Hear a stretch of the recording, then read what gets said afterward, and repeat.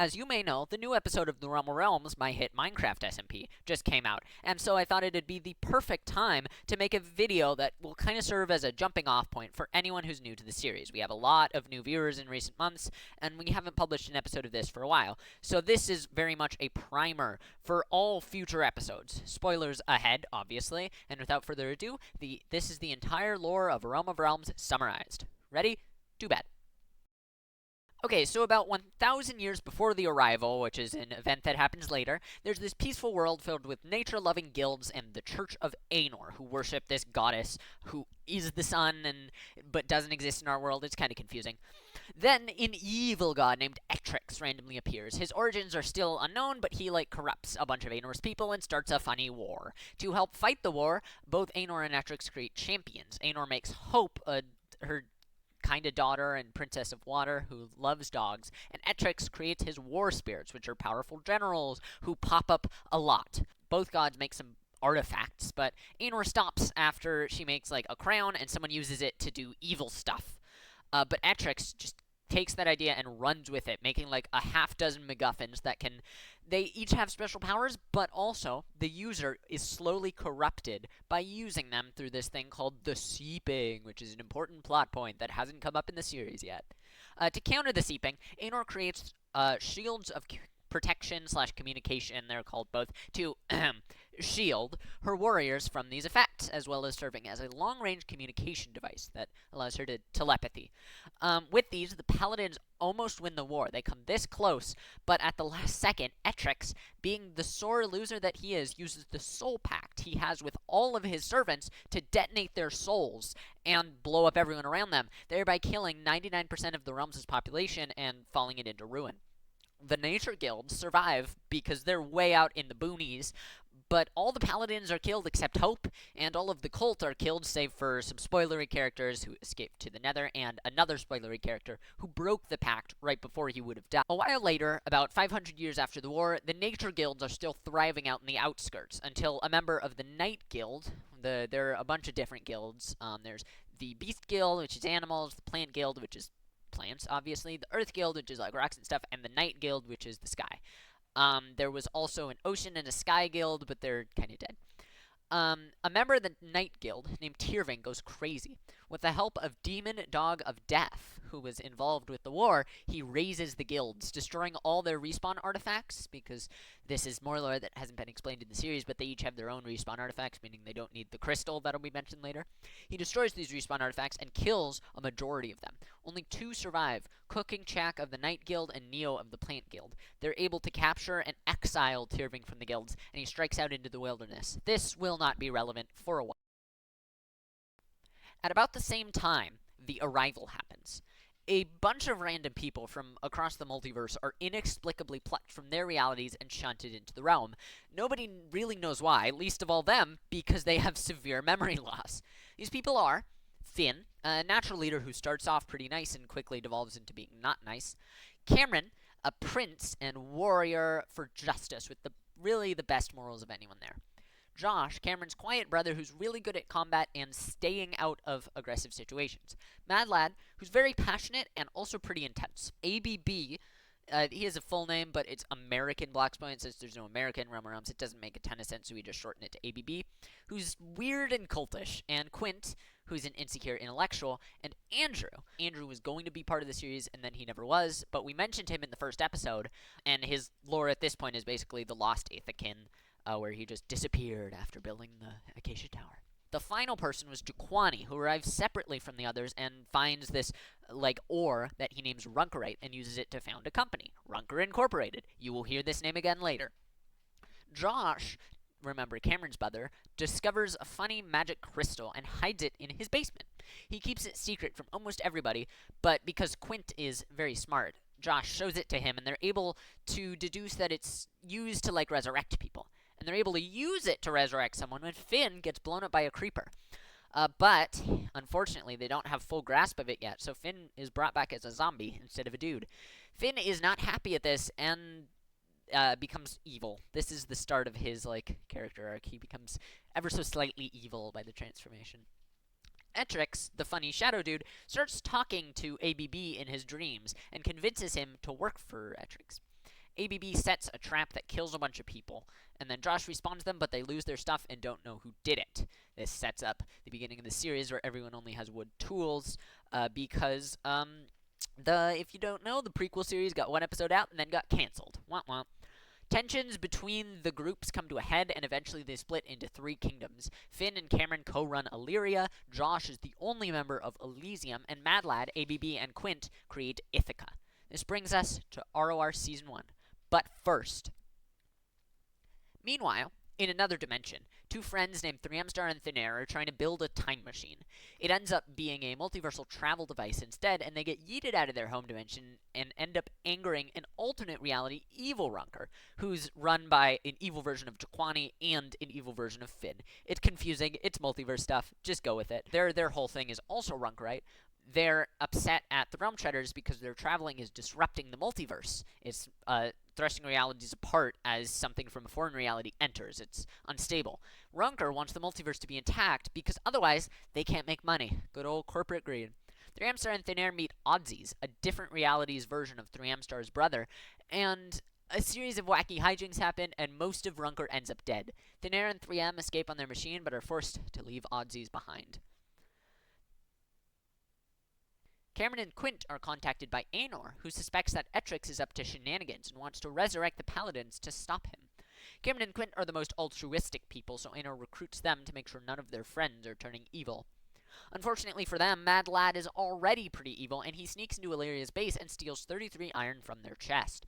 While he does this, Finn finds Thin Air and 3M, the time travelers from earlier, randomly out in the desert, and they just decide to join Illyria. Kinda came out of nowhere, because in real life, it kinda came out of nowhere. Josh sees Mad Lad's heist. He sees him enter the temple and take the iron, and then reports it to Cameron and Finn. Cameron wants to be reasonable, but Finn goes pretty off the rails, takes the Rum Treaders to Ithaca's Acacia Tower, and they burn it down and take all their stuff. Very violent revenge. Then they set a TNT trap under the bridge to Josh's base, which they will lure Ithaca onto and then trigger. This trap doesn't work thanks to Quint's perceptive eye, but it does destroy Josh's bridge. Josh, who is not involved in the conflict, calls Finn and Mad Lad to 0-0 and says that there will be no fighting on his land. Finn, for some freaking reason, because he's a massive egomaniac, gets mad at this and attacks Josh, who easily beats him in a duel and kills him. He immediately respawns. And when Cameron backs up Josh, Finn kind of rage quits Illyria and goes off to a secret base that he built off-screen to found Deep Slatia, his new kingdom. See, it's called that because it's made of deep slate. That, my friends, is called subtlety. Take notes. Thin Air and 3M join him because they don't really love the religious aspect of Cameron's Illyria. Together they form Star Slatia, another kingdom. Ithaca takes advantage of now outnumbering the remaining Illyrians to attack Cameron, and they destroy the shrine to Anor in his basement. Quint, who's still technically a paladin, gets mad at this and switches sides, eventually choosing his loyalty to Anor over his loyalty to Ithaca. Anor realizes the paladins need help, and so she's able to contact Finn, even though he doesn't have a shield, bit of a plot hole there, and show him the location of a cache of powerful enchanted items. Him and the Rum Treaders equip these and agree in exchange to help Anor and the Paladins defeat the Ithacans. Mad Lad and ABB, the only Ithacans left, leave a note at the temple, goading Cameron and Quint into a final battle at 0-0. They go, but they are losing until Star Slatia shows up after a whole episode of doing stuff that was interesting but very irrelevant to the main plot. But they show up and beat back Mad Lad and ABB, and they all decide to reform Illyria. They're friends again. Finn and Cameron have a very heartfelt talk outside the temple, and you kind of get why these guys are friends, even if they disagree a lot. The Illyrians split up to look for the Ithacans, but Finn ends up falling in a pit trap set by them, incapacitated for the coming battle. The next day, Mad Lad finds that ABB is gone. Etrix took his soul and stole him off the face of the earth, leaving behind an amethyst crater.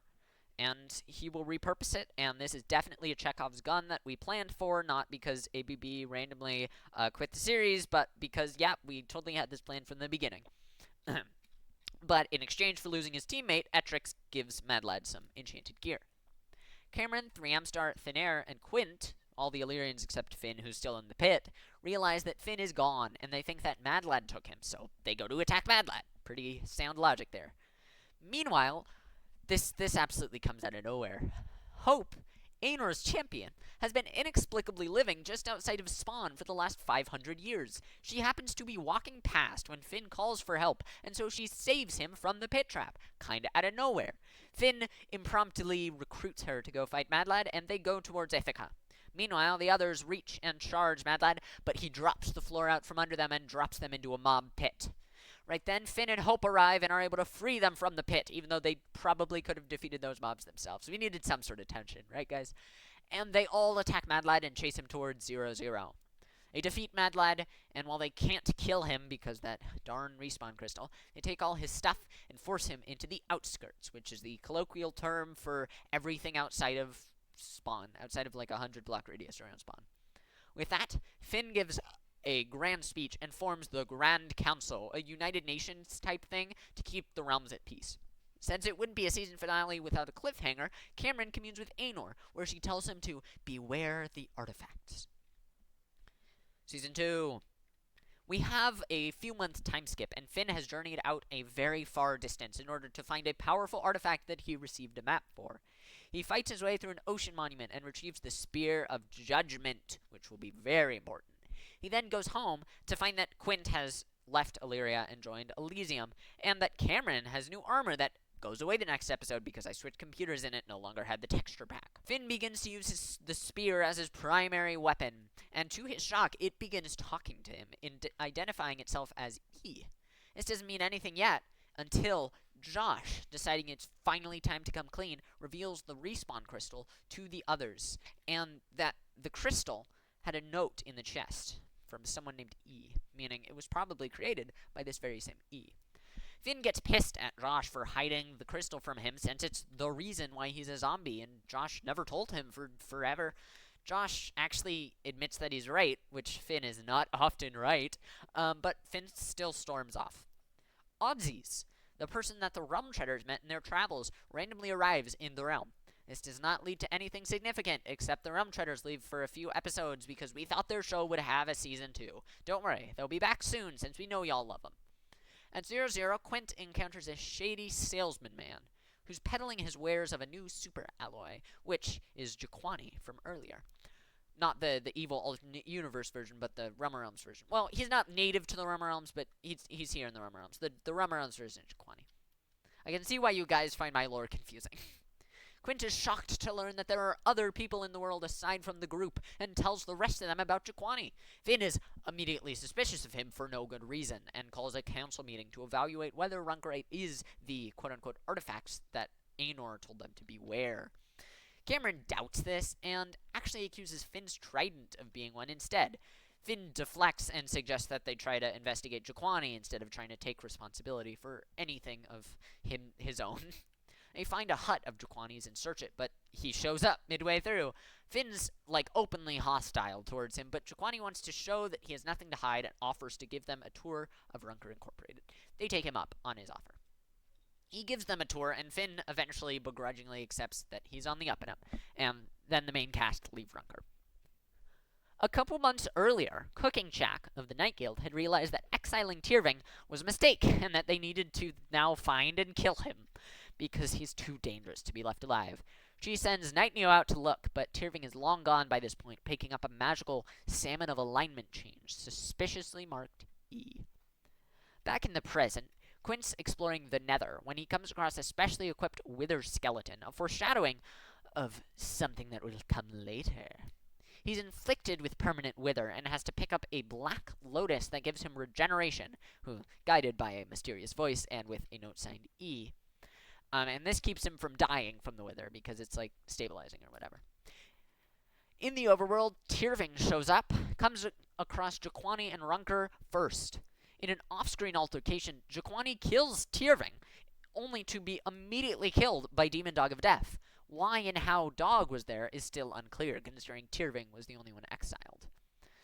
Finn and Josh investigate Runker, but do not find anyone or anything.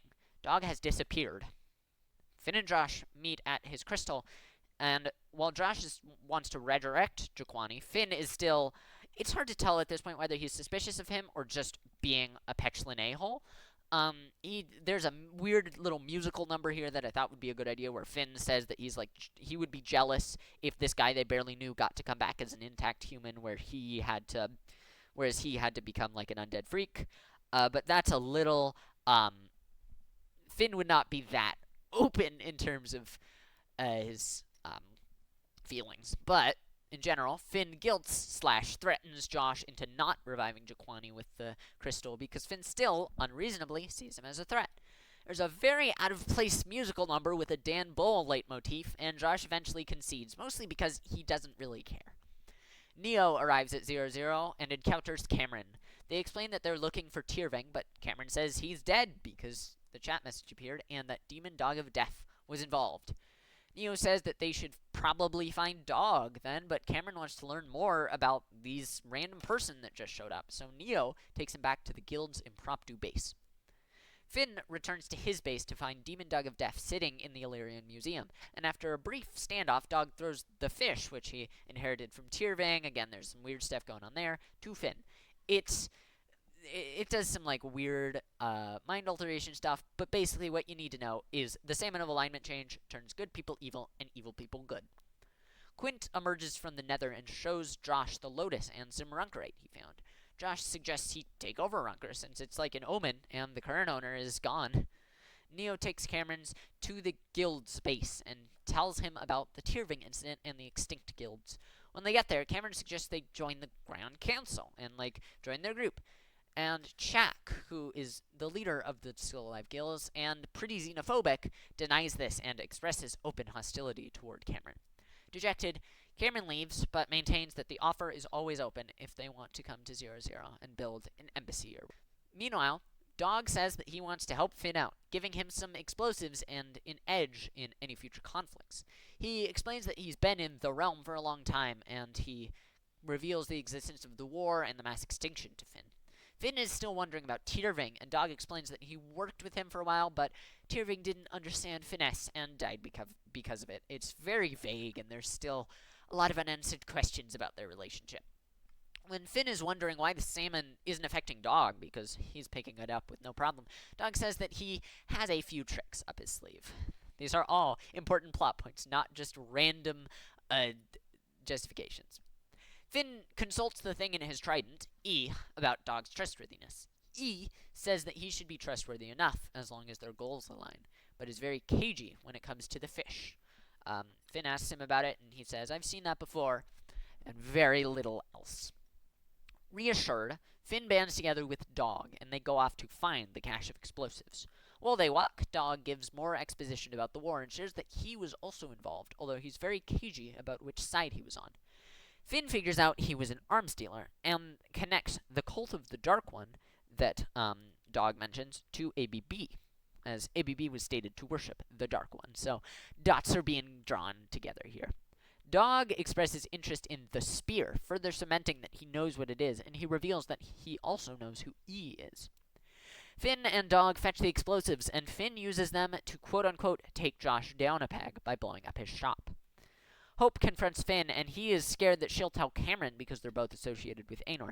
However, Hope has a heart of the sea that she's waved around in past episodes, but hasn't really come up until now, and it's been slowly turning her evil through, say it with me now, kids, the seeping. She decides to help Finn and Dog out, much to their surprise. Quint, who is begrudgingly running Runker, encounters 2M-Star, a mysteriously familiar homeless person who steals from Quint's temple and tries to sell the stuff back from him at a 100% markup. Quint, who doesn't really want to run Runker in the first place, passes it to 2M-Star. However, 2M gets him to help out anyways. Finn and Dog show up at Runker to get some Runkerite to upgrade their gear, and after some short-lived negotiations, Finn gets frustrated and kills 2M-Star, Rip, the shortest-lived character in the history of the show. Him and Dog leave. Quint runs off and tells Cameron and Josh about the incident, and they all chase Finn and Dog through the landscape. Finn and Dog get away and decide they can't stay at their current base. They go off to the ancient city. Neo and Shaq of the Night Guild find out that Tyrving was working with Dog, meaning that Dog needs to be found and hunted down. So they go off to 00, because we need all our characters in one place at this point. Aenor gets Cameron's attention and explains to him all the backstory about the war and all that stuff above. This is a big reveal in the actual series, but because this recap is presented chronologically, it doesn't really matter. And several weeks later, the Realm Shredders return to find 00 completely destroyed. Demon Dog of Death has a strange dream where Mad Lad appears to him, tells him Finn is not who he seems, and that when he gets bored, to head west. So, that's obviously not going to be a Chekhov's gun anytime soon. Fortunately, this is easily rectified by the reintroduction of the time machine of plot convenience, with the Realm Treaders used to return to the present day, and then they meet up with the Paladins and Josh, who are holding a meeting as they're very confused as to what's going on with Finn and Dog. They explain to them what they saw and what happened, and also, off-screen, in the dark future, they found the ancient city that Finn and Dog are holed up in. So they are going to lead our main cast of heroes there. While they're in transit, Finn happens to come back to 00 because he realized he forgot Hope, the person he's supposed to be working with, there for several hours. He comes and gets her, and then he and Dog get her settled, protecting the ancient city. Night Neo and Cooking Shack arrive at 00 to find the tracks that our heroes have made heading off towards the ancient city, and so they follow them. E, speaking through the trident, shows Finn the location of an artifact buried in the ancient city known as the Warlord's Crown, which is like his version of the Crown of Command that's able to block the effect of Aenor's and also project a more powerful convincement field. So, and that, he says into his uncomfortably grainy webcam, is the entirety of the Realm of Realms plot summarized so far. It's a bit of an awkward time to release a recap like this because it's not at the end of a season. It's not even like at the 4-episode halfway through mark. It's just kind of shoved in there wherever it can fit. And I thought that was for the best considering how erratic our publishing schedule for this series is. But yeah, I hope that helped break down some admittedly confusing and sometimes poorly communicated lore into a concise, valuable piece of information for y'all. If you have any thoughts, any questions, you can comment down below. I am here to answer any lingering threads or plot holes you think you notice. And also, please subscribe if you want to see the rest of this series, because I can't tell you when we're going to be releasing it, but we are going to be releasing the next episode.